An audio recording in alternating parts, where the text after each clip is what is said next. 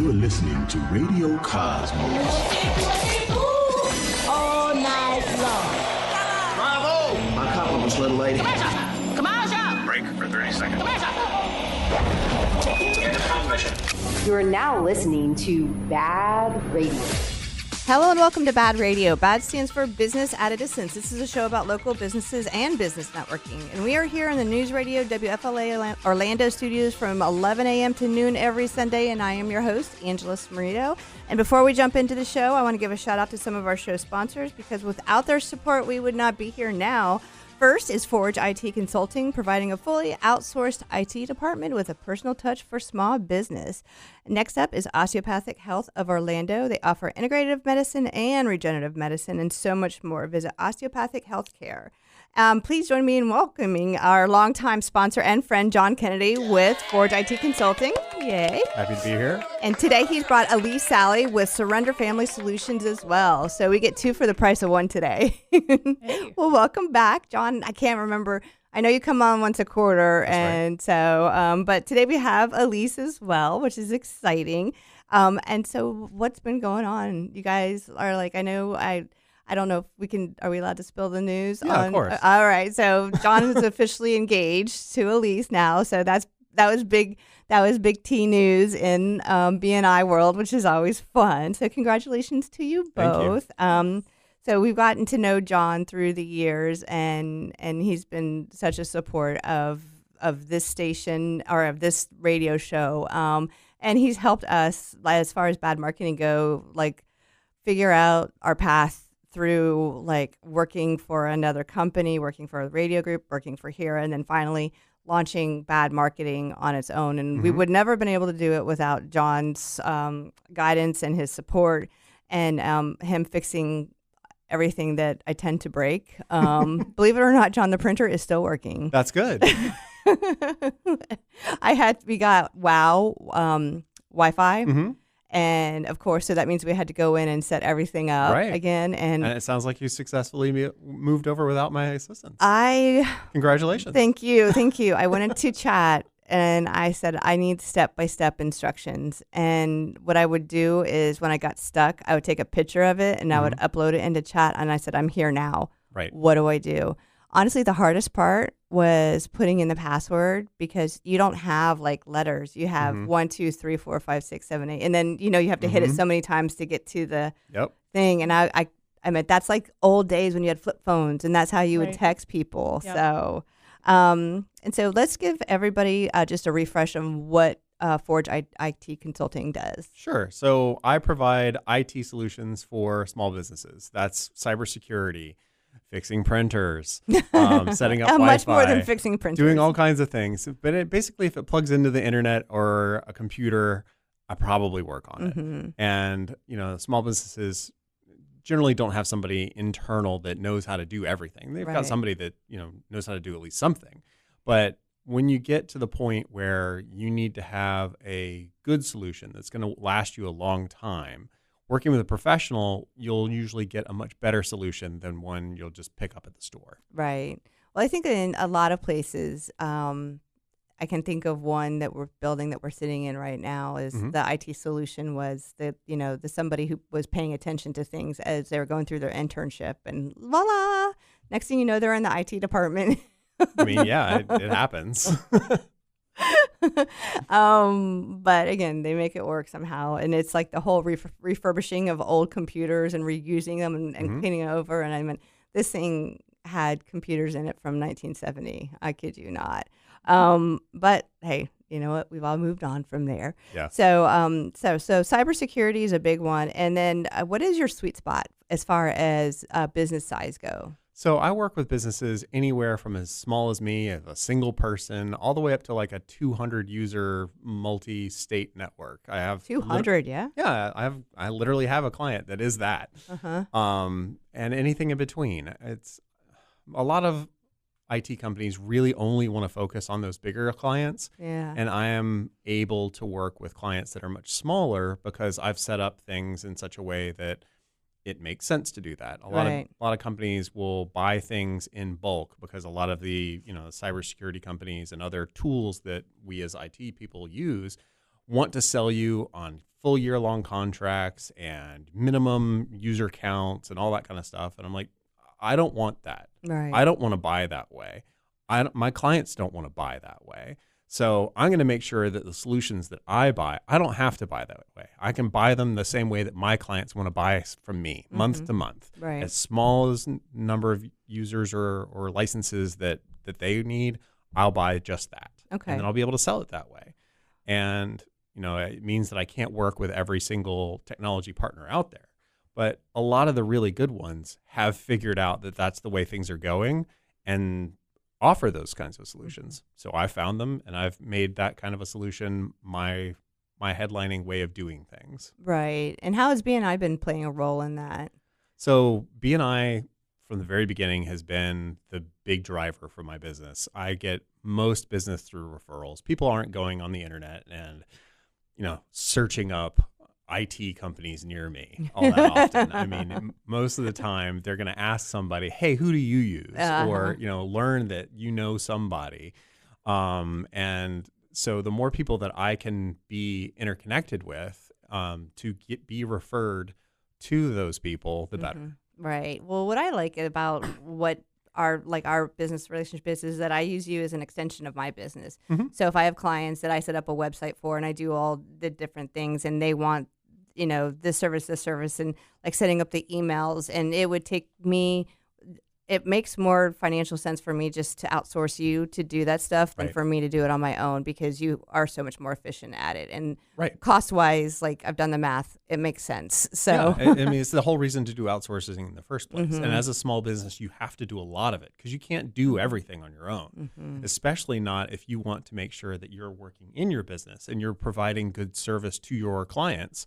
You have to have those things that you aren't efficient with handled by somebody who can be. Right. Because it's going to cost you less in time, and your time is valuable. Yeah. And so, if you can make sure that time is a lot less on your end, it's worth it. Right. No. I mean, my time is way more valuable going to get new business than it is trying to set up an email. Exactly. It doesn't make sense. And we're actually scaling to a point now where we're looking at outsourcing copywriting and things like that because of the amount of clients that we have now. And things have been going really, really well. And I wish I would have done this a long time ago. But hey, you know what I mean? I mean, every small business owner that is at least moderately successful, I feel like has that thought. Right. Wish I had done that so long ago. Well, when was it that you decided to go on your own? So it was during COVID. The company I was working for wasn't doing so great due to personal reasons of the owner, and I just decided, you know what, I don't need to be at this company anymore. I can figure out how to do this on my own.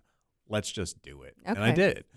I mean, the first year I made very little money. And that second year I made so much more than the first year, but it still was very little money. But at this point, I'm doing better than I ever have before, and I love it. I love being in control of my own destiny. That's so amazing. That's so much freedom. Congratulations to you. The one thing that I found that was a little bit more challenging than I thought is keeping track of like the books and the invoicing. And now I have QuickBooks and I have like all the things so that I can see my P&L and figure out where I'm making money and where I'm not. And that was a little bit more challenging than I had.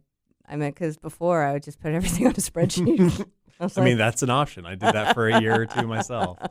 I definitely prefer using FreshBooks myself. But, The one thing about FreshBooks, though, is it makes me like do the two-way authentication to pay an invoice. Well, yeah, and you don't want somebody else going in there to. I would love to have somebody come go in and pay one of my invoices. I'm like, you can take that off because if somebody wants to go in there and pay it, I'm down with that. They can have my permission. I don't know. It's more like identity stealing type of worries. I understand. Yeah. I'm just teasing. Yeah, you know me. If I'm going to find a secure way to do it, I'm going to do it that way. Absolutely, and I do feel very secure with the systems that you put on my laptop, my new laptop, and we'll be getting a new one for Aiden for the fall or for the spring. So I'm going to ask you to do the whole setup thing again for Aiden. He's got my old one now. I can't remember, but you know which one it was. Yeah. You've worked on it numerous times. I mean, yeah. That's what happens. All right. Well, we're going to go to break. When we come back, we'll have some more BaaD Radio, so stay tuned. Welcome back, and this portion of the show is brought to you by Body Street of Winter Park. Experience EMS Fitness Studio, where it only takes 20 minutes a week to get a full body workout. Visit bodystreet.us for your free trial. We want to pump you up. That's from old Saturday Night Live. I always have to explain that to the young ones in the room. I mean, I definitely remember that one. Do you? Yes. Hans and Franz, I think that their name Hans was and in Franz. French. So, but his name is gray body sweatpants and everything. Yeah. But it's for Body Street, it's Stefan and Reiner. That's who owns the Body Street in Winter Park. Mm-hmm. But it's actually a really, really cool idea. It's EMS, which is close to like what a TENS unit is. And so, you put it on and you go through a series of motions, and it basically, I don't want to use a zap because it's not a shock, but it's a vibration. And it goes to 4 seconds, and then you do that for 20 minutes, and you get to a point where you kind of are like, oh my God, this is so much, and you're breathing heavy, but then it's over. And then that's your body workout for the whole week. And I've lost 40 pounds. I've toned up my arms, and I've done it using Body Street. And then like Emily for my hormones and whatnot. Mm-hmm. So we're here with John Kennedy with Forge IT Consulting and Elyse Salley. So tell us real quick what Serenity Family Solutions is. That is a company that tries to help people divorce and go through other family changes amicably and quickly. Ideally in an uncontested manner, but outside of court. So we do 2-hour divorce, which is our trademark thing that we do, and it's a combination of mediation and document preparation and filing, and we follow the uncontested procedures of the different counties that they choose, so they are able to waive their final hearing.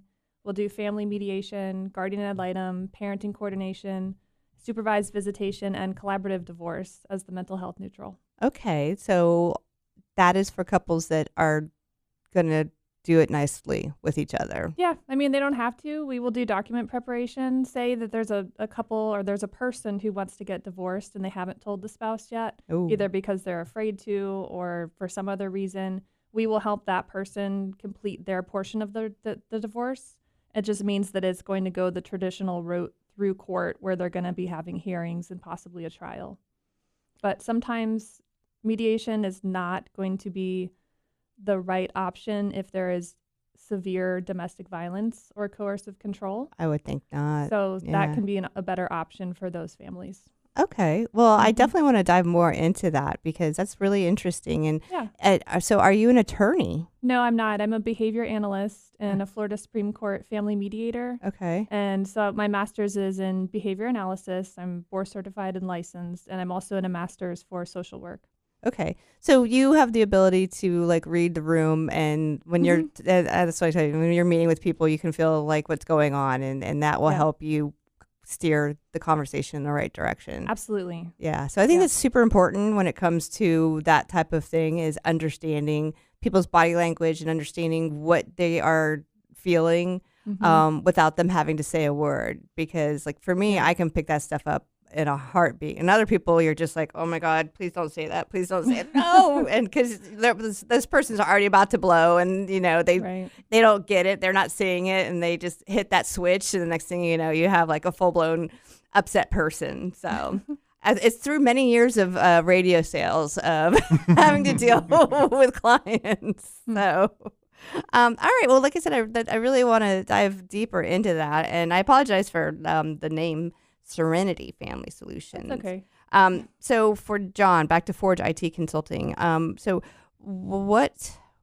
before we went to break, I can't exactly remember what we were talking about, but I want to talk about a little bit more about the cybersecurity. Mm-hmm. And the last time that we were on the show, you had somebody that had just had to go through ransomware. Right. So I asked you if you had had anybody new, and you had said no, but you had mentioned something about it's not a new law, but it's something that everybody should be aware of. It's as a business that collects information. Right. Any business in the United States that collects, data on their clients and people in general, there's personally identifiable information that you might collect. So it's PII instead of like PHI. But I mean, is that as simple as their name, phone number, home address, or Yeah, is it that can be as that complex simple. as their social security and It's like? definitely as simple as just name, phone number, home address. Those kinds of things are personally identifiable information that, if in the wrong hands, can be used for stuff like identity theft. So that kind of data, if you're storing that kind of data, which nearly every company is, you are subject to the FTC safeguard rule, where you are expected to have sufficient cybersecurity in place to help prevent that from happening. Right. It's like mini HIPAA. It's not quite the same. It's not as old. It's not as well known, but it applies to basically all. I can companies. guarantee you 95% of all business owners have no clue about Right. that whatsoever. It's not very well known, and it's essentially the same thing that I tell all of my clients. It's if you want to have your data safe, you need to be doing certain things. Those certain things are the same things that cyber insurance wants you to have, and it's the same things that help you comply with any kind of compliance, governmental compliance regarding cybersecurity. I mean, even Florida has some basic cybersecurity rules. I don't remember the statutes for those specifically, but Florida has their own. Most states do. So making sure you're secure and you're complying with those things is good for everybody. But I mean, And how do you do that? It's like, am I compliant? But I have QuickBooks. You are. I use QuickBooks, and in my QuickBooks, I collect information. I send invoices. I collect money and credit card. But I don't like and you're doing I'm it not- all from a computer that has security software installed Okay. and is managed by somebody like me who Okay. makes sure that you're getting updates properly, that your antivirus is working properly, that if something does show up on the antivirus, that I'm looking at it and I'm resolving it instead Right. of you. So all of those things are being taken care of so that you are in a good security posture. Okay. Well, that's really good. That's another really good selling point, to have people come out and like have their systems like looked over. What do you think the main reason is that people don't take it seriously? I think the main reason is that they think it costs too much. My point of view is that it costs way less than people think it does. It also costs way less than having to try to get all that stuff back. Yes, definitely that. It costs way less than dealing with getting your company back on track. It's almost like insurance itself. Having antivirus is only useful in the event that you get attacked. If you're not being attacked in any way, shape, or form, sure, it's not doing anything. But it's insurance to make sure that if you do, you've got something in there to block it. It's basically insurance of another type. Right. And I find that the reputation loss alone can be a reason enough to want to have these kinds of things in place. So like email security and securing the ability of people to take over your email address is another thing that's very, very important over and above just having antivirus on your computer. Right. Because if somebody takes over your email account and starts sending spam to all of your clients, that's a big reputational hit. Your clients don't trust that you're keeping their data safe. Absolutely. Right. If you're sending out spam to them, so that's dangerous. What did I have happen? That's phishing. exactly it. I had a phishing. You had a phishing scam. scam happen, and then on top of that, somebody Yeah. took over your email address afterwards. It sent out tons of spam to basically all of your contacts. Oh no. And then we had to, lock that back down and then add software in there to prevent that from ever happening again. But I think Yeah. that what he said before is that people believe that it won't happen to them. Right. And that one happens all the time. That one, I mean, at least once a month, I hear about somebody that's had something like that happen. Wow. That happens all the time. Like you said, you don't think it's going to happen to you, because I'm a small little business. Nobody's going to pay attention to me. But Right. all right. Well, we're going to go to break real quick. And when we get back, we'll have more BaaD Radio. So stay tuned. Stays together. Welcome back. And this portion of the show is brought to you by Ground Up Property Services. Do you know what your sprinkler system did last night? Probably not. So now is a good time to get your service by Ground Up Property Services today. Let me do that again. Your irrigation service by Ground Up Property Service today. And be sure to ask Rick Hall with Ground Up about a water sensor too, so your lawn doesn't get too much water.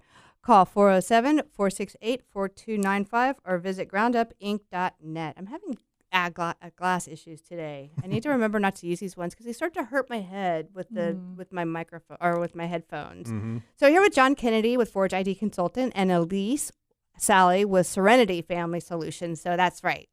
Okay, good. So for this part, I mean, we have two more.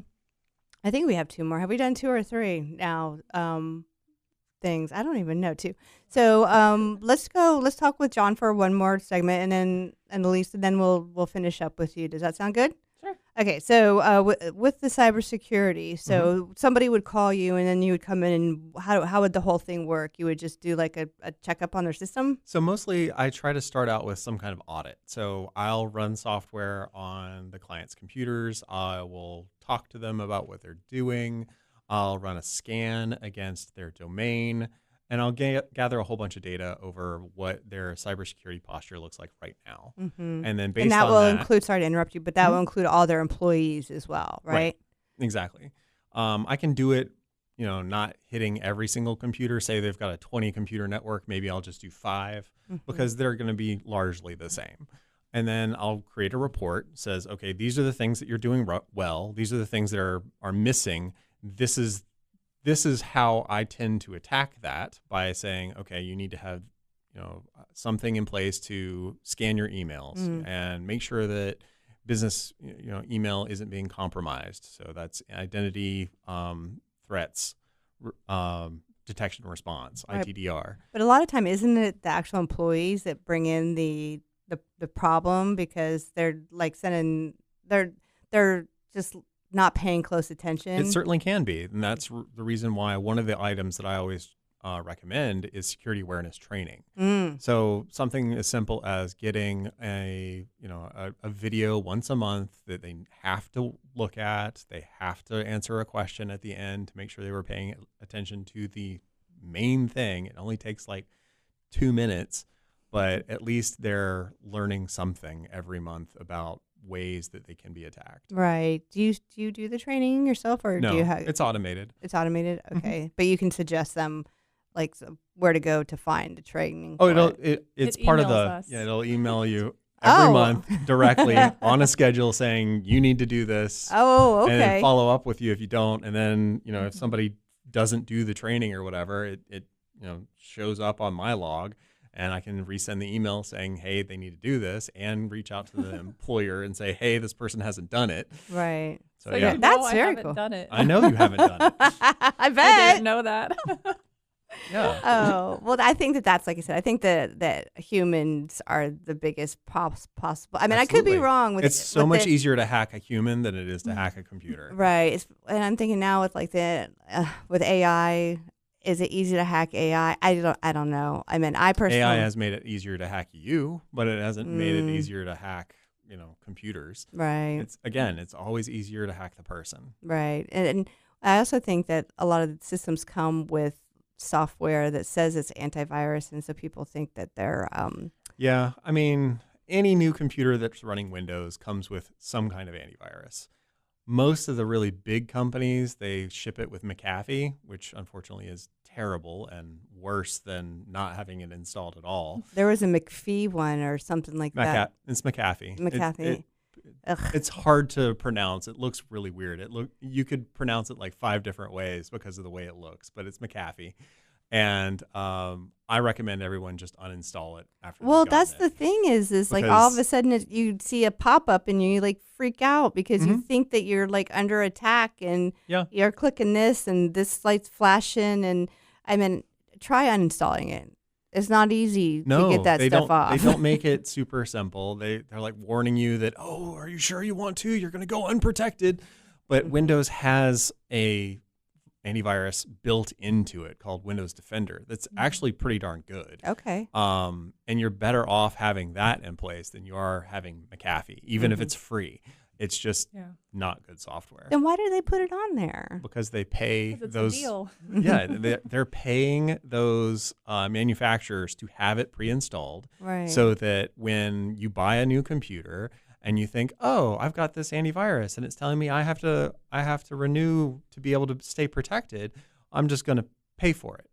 So instead of having a good product and being well known in the space for having a good product so people will want to buy it, they have it in, we're going to trick you into buying it, and we're not going to spend any money on making our product all that good. We're going to spend all of our money on Tricking pre-installing it on everything. That's so frustrating. It is really terrible, but I mean, that's the way it is. All right. So business owners, call John and just get your system checked out and just make sure that you have it right, because big or small, they're going to come after you. I mean, I've been hit a couple times. Like I said, through my Instagram, my bank got compromised once, and that came through my older computer. And I mean, it's a lot. And even if you don't have a lot, they'll still take it from you. Yeah, and if you're on your own and you don't have somebody that you know to call to check on, you're more likely to just try to muddle through on your own, which unfortunately, if you're not an IT professional, there's a lot of things that we will recognize as a problem immediately that you probably won't as an average person. And it's the whole point, and it's why it's easier to hack a person. But if you say you go to a website and it flashes up, oh, you've been infected, and it starts making all this noise at you. If you don't have an IT guy, you're going to freak out. But if you have an IT guy, you call them. They're like, oh, it's not a big deal. Do this, this, and this, and you're fine. No worries. That's just a huge load off, one. And two, you're not doing any of the things the attacker is trying to get you to do. Just having that person to call is such a big help. So I did cut you off before. So you said you give them kind of a report card of what they can, and then you will give them a proposal saying these are the different things, and then they can go through and they can either a la carte, like what they want, or buy the whole package. Exactly. And that is the backbone of your business. Exactly. And then you do like the little, the one-offs and things like that. Like when projects here and there, and it runs the gamut. So a company that says, look, what I really need is I need this one thing done. I have my Wi-Fi in my office just does not work, and I need that fixed. And I don't really want to talk about anything else. Sure, that's fine. We'll get that done. And you'll know me for the future. Call me when you're ready to talk about IT security. And then there's the people that are like, I'm really worried about IT security, but I don't think I'm going to call you that much for support. Can I just get all the security? Sure, I'll give you all the security that you need to be compliant. And you can still be hourly for the phone calls that you want to make when you have a problem. And then there are the people like, look, we don't want to deal with any of that stuff. We don't want to. We want to know what our bill is going to be every month. Can we just buy it all at once? Sure. You tell me the number of users and computers you have. I give you a quote. You pay the same thing every month, and the only thing that you're paying extra over that is major projects. Right. Well, like I was telling Elyse earlier, is I remember at one point, thinking to myself, I wish I had somebody to call, because he had a gaming computer. We didn't know that much about it. Things weren't installing. And so when John and I met and through BNI, it was like one of those aha moments, like with the sun shining, and I remember him coming over and working with Aiden on the computer, and he's down on the ground in my son's room, like taking the pieces apart. And I was like, this is a genuine person that's really gonna. He generally cares enough about like what he does and my family that he's gonna get down and teach my son how to do certain things. And Aiden is going into IT. He is going into information technology, cybersecurity at St. Leo University. So he was very inspired by all that. And I mean, like I said, I really think that it came from like the work that you did with him. So I thank you for that. I mean, if you're the type of person that gets excited about taking apart a computer and putting it back together again, IT might be in your future. It's great. And it's always going to be needed. As long as there's computers, we're going to need IT. That's right. Well, thank you for that, John. All right. So time to go to break for the last time. And when we get back, we will wrap up BaaD Radio. So stay tuned. Stays together. Welcome back to the show. So you're looking for a place to go with friends or meet new ones, and you're looking for Frogger's Grill and Bar. And with 4 great locations, there's bound to be one near you. And you don't want to miss out on Frogger's amazing menu where everything is fresh, never frozen. Oviedo, Mount Dora, Apopka, and Altamont Springs. Frogger's Grill and Bar. Hop in with food and fun. Yeah! Yeah, boy. Right, and we're here with John Kennedy with Forge IT Consulting and Elyse Salley with Serenity Family Solutions. And so we really enjoyed our conversation with John, as we always do. And again, thank you for your support of the show for all of these years. I mean, we're about to go into our 5th year, starting at the beginning, which is kind of crazy. I can't believe it. The show's been on the air for 5 years. It will be 5 years. So Elyse, you started to tell us a little bit about your business, and it intrigued me very, very much, because I'm not sure I've ever really heard of a company that works in your space. Now, I've heard of like attorneys that go to mediation, and I've heard of, things like that, but I've never heard of a company that specialized in what did you call it? Divorces? Amicable? Yeah. Uncontested? That's a good word for it, right? Because like sometimes people agree that they just need a divorce. Yes. And it doesn't have to be ugly. It doesn't have to be like, I know a lot of attorneys try to make it sound like divorces always have to be a lot of backstabbing, and it doesn't have to be that way, right? No, not at all. So tell us about how you launched your business. I launched my business because of going through my own case in a paternity case, which is where you have children with someone and you're not married. And it is essentially the same as a divorce, except you don't have alimony and you're not splitting assets. Okay. Everything else is the same. So parental rights and a parenting plan and child support. And so it really is going to court. And a typical case of that is going to be 20 docket items or 20 pleadings. And ours is 430 plus at this point. So it's one of the most litigious cases that even a lot of attorneys I've spoken with have seen. And that's something that can happen, like litigation abuse, where people have an exorbitant amount of money, or they have just a desire to harm someone in that way. Right. So my own experience was extremely traumatic and still is. And I wanted to create some of these alternatives and offer these alternatives so other people don't have to go through that. Okay. So you lived it. So you're like, okay, I'm going to fix it. Yep. It's the same as somebody who, I remember that we had a guy in BNI who got stuck.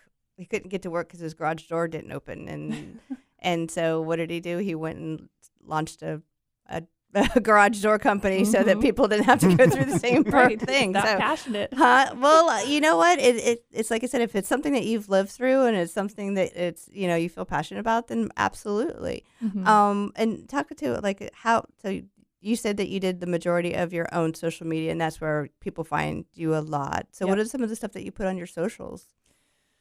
I will link different services. I'm trying to even think what I put on my socials. So I do track what people like to see. People like to see personal content, especially pictures.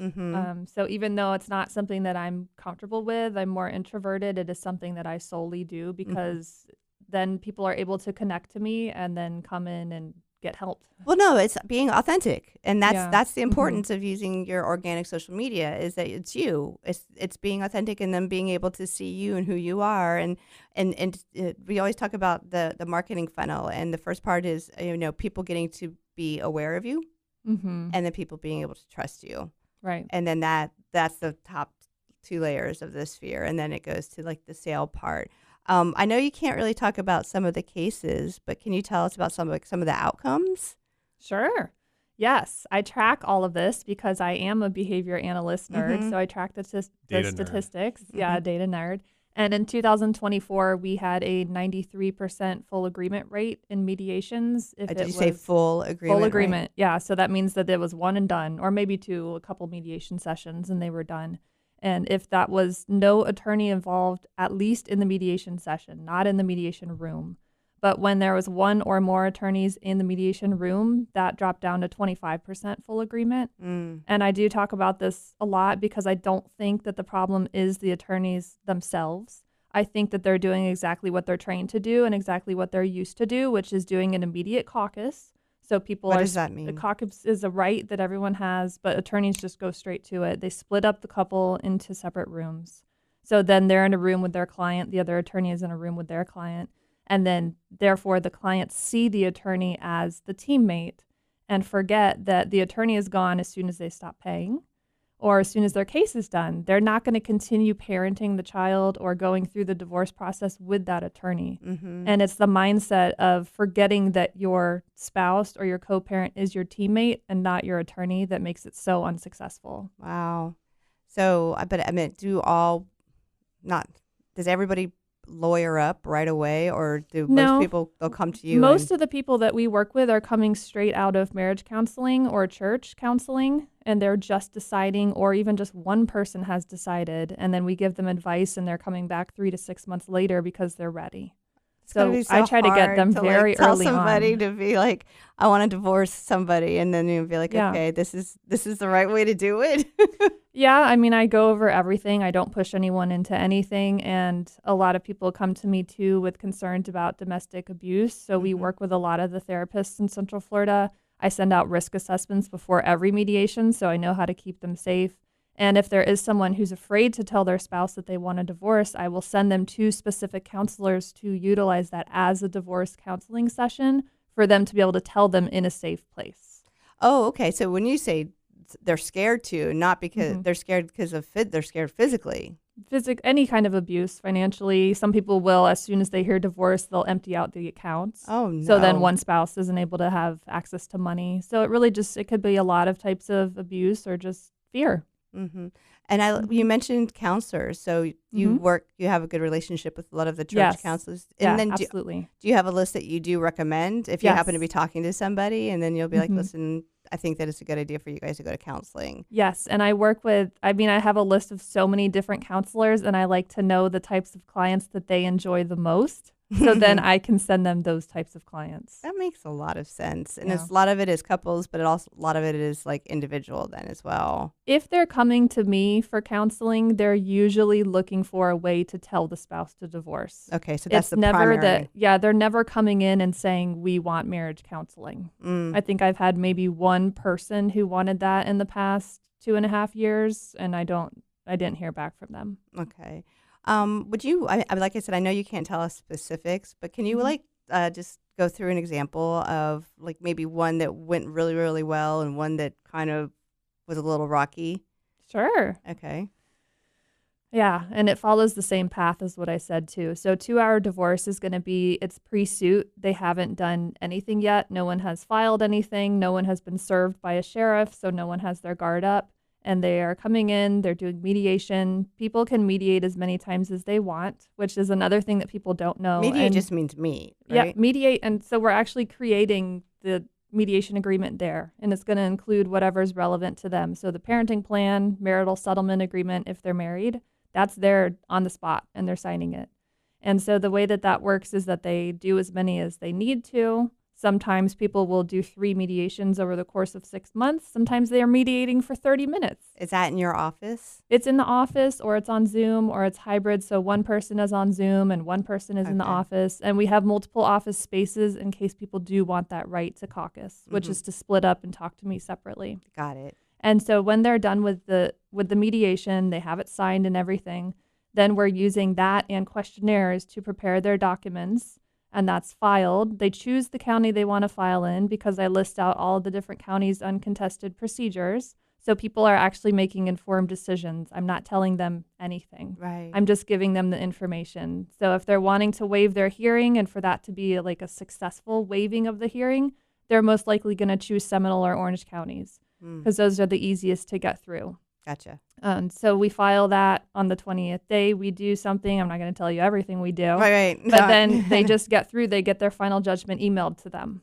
And then they're officially divorced. And they're officially they divorced. have the and guidelines. And they've done almost nothing. They've spent 2 hours or a few hours or less than 2 hours actively working on their divorce with me. I'm hoping that people are doing more work at home, and some of them are, some of them aren't. If they're not communicating at all at home, then mediation is going to take longer.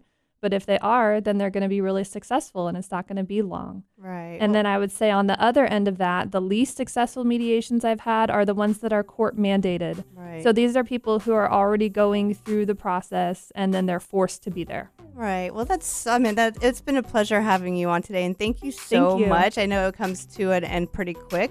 All right. Well, you guys, I want to give everybody a huge thank you for tuning in today, and remember to everyone to support local.